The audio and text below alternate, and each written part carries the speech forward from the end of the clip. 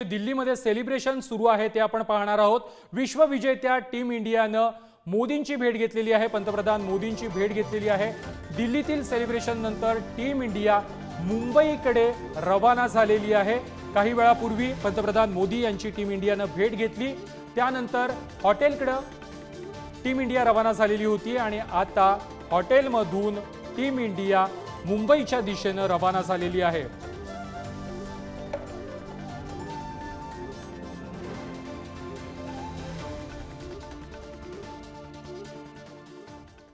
सध्या रोहित शर्माचे कोच दिनेश लाड आपल्या सोबत आहेत। दिनेश जी, पुढारी न्यूज मध्ये आपलं स्वागत।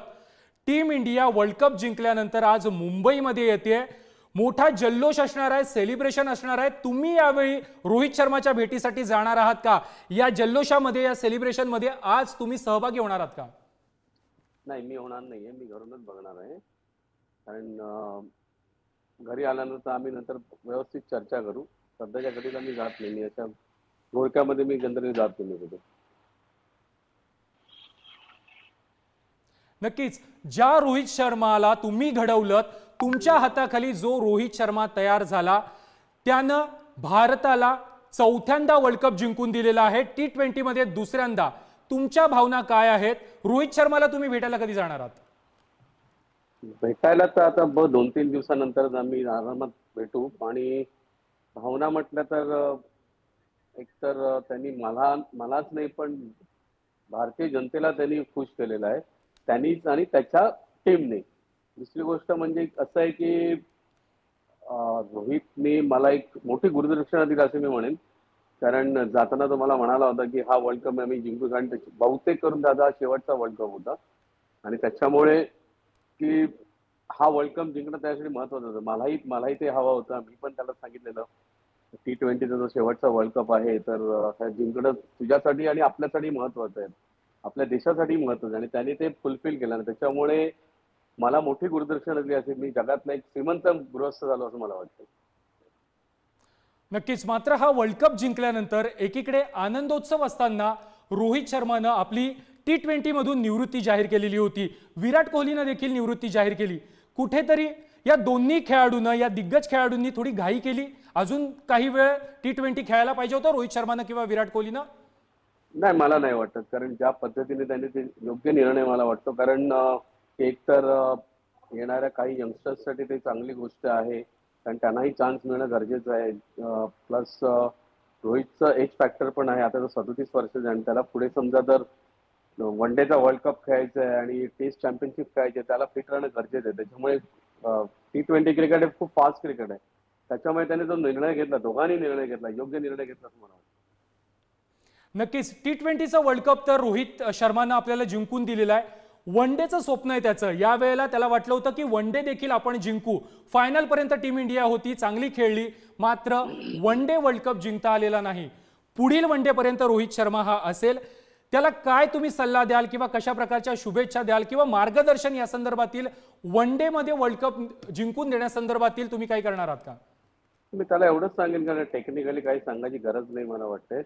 मी एवढंच सांगेन की जास्तीत जास्त फिट राहण्याचा प्रयत्न कर आणि येणारा वर्ल्ड कप आहे 2027चा, तो खेळण्याचा प्रयत्न कर। कारण जसं धोनीने T20 वर्ल्ड कप जिंकला होता, जसं धोनीने वन डेचा वर्ल्ड कप जिंकला, जसं धोनीने टेस्ट चॅम्पियनशिप जिंकली होती, तसं तूही कर असे मी त्याला एक त्याच्याकडे अपेक्षा करेन आणि त्याला ह्या शुभेच्छा देईन, कारण ते पण मला त्याच्या हातात बघताना खूप आनंद होईल।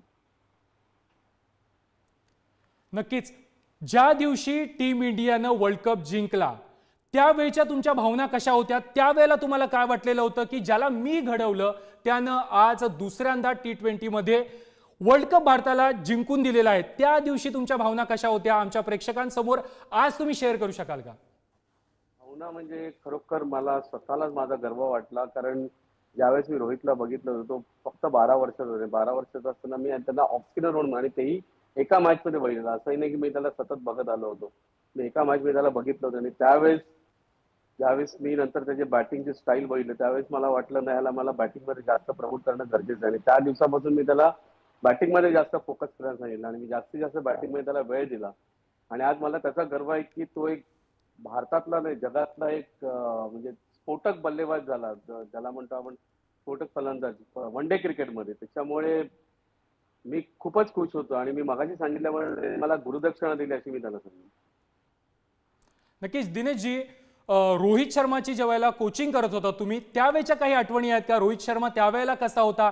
त्यावेळेच्या त्याच्या आणि तुमच्या काही आठवणी पुढारी न्यूजच्या प्रेक्षकांसोबत तुम्ही शेअर करू शकता का? आता सांगू शकता का त्यावेळेचे अनुभव? आठवणी म्हणायला गेला तर खूप सिन्सिअर होता. प्रॅक्टिस रेग्युलर करायचा, शाळेला बंक करायचा म्हणजे मलाच तो फोन करून सांगायचा, "सर मला प्रॅक्टिस करायची आहे." मग प्रिन्सिपलला समजायचं, "नाही त्याला रेग्युलर प्रॅक्टिस करणं त्याचा गोल आहे काहीतरी." आणि ज्यावेळेस तो 10वीत आला त्यावेळेस मला वाटायला लागलं, की हा मुलगा पुढे जाऊन काहीतरी मोठं करणार. ज्या पद्धतीने तो बोलला कारण त्यावेळेस त्यांनी जवळ-जवळ 12 का 13 100 केले होते म्हणजे स्कूल मॅचेसमध्ये. त्याच्यामुळे मी प्रत्येकाला तेच सांगत होतो, की ह्या मुलाकडे जास्त लक्ष दिलं गेलं पाहिजे. आणि दुसरी गोष्ट एक लक फॅक्टर पण म्हणू शकतो, की ज्यावेळेस मुंबईचं अंडर 16चं सिलेक्शन मॅचेस असतात, कल्पेश कोळी म्हणून त्या त्या टुर्नामेंटला त्याला एका सेंटरला दुसरं म्हणजे बोरिवली सेंटरला सिलेक्ट झालेला. परंतु त्यावेळेस त्याला त्या सेंटरच्या कोचने एकही मॅच दिली नाही. त्याचं कारण त्या कोचचा कोणतरी स्टुडंट त्याच कॅम्पला होता. त्याच्यामुळे त्याला एकही मॅच मिळाली नाही. पण एखाद्या मुलाचा लक असेल तर मुलगा कुठल्या कुठे निघून जातो. जिवंत उदाहरण रोहित आहे. कारण त्याच्यानंतर बीसीसीआयने अचानक अंडर 16चं 17 केलं आणि त्याच्यामुळे कल्पेश कोहली टुर्नामेंट 17 झाली.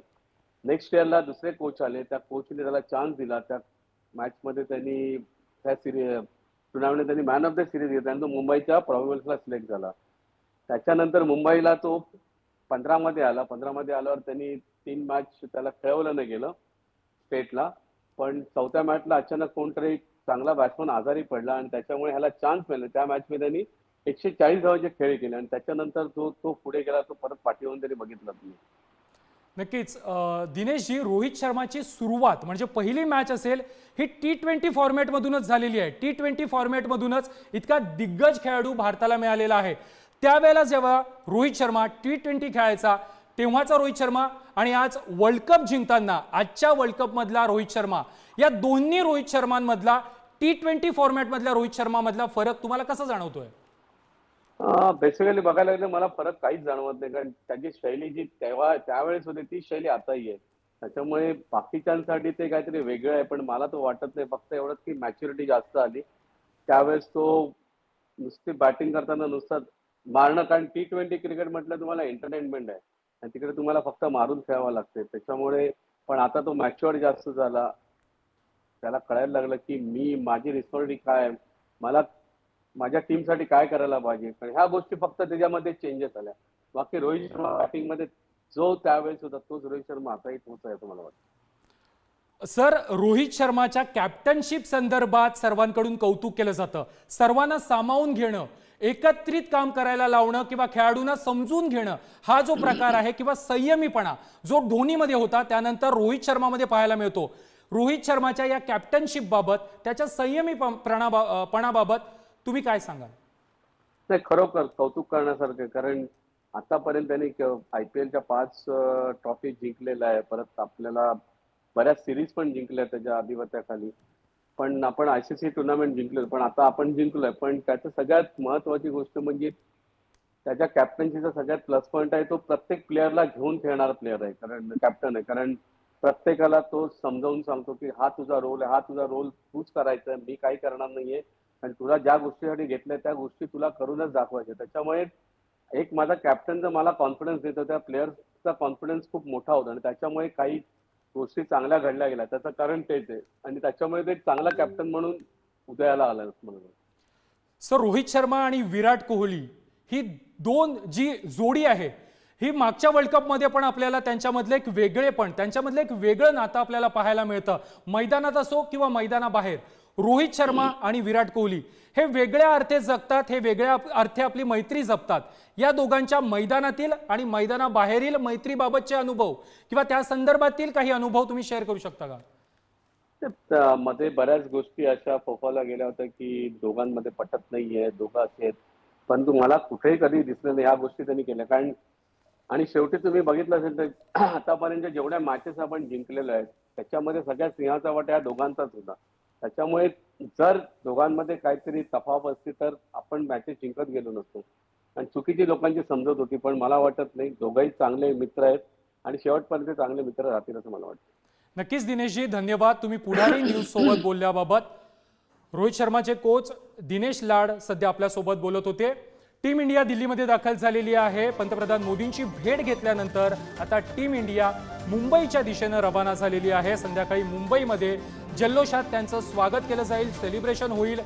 नरिमन पॉइंटवरती रॅली देखील काढली जाईल आणि त्यानंतर वानखेडे स्टेडियमवरती या टीमचा गौरव केला जाणार आहे। हा गौरव सोहळा देखील संध्याकाळी 7 वाजता वानखेडे स्टेडियमवरती रंगणार आहे।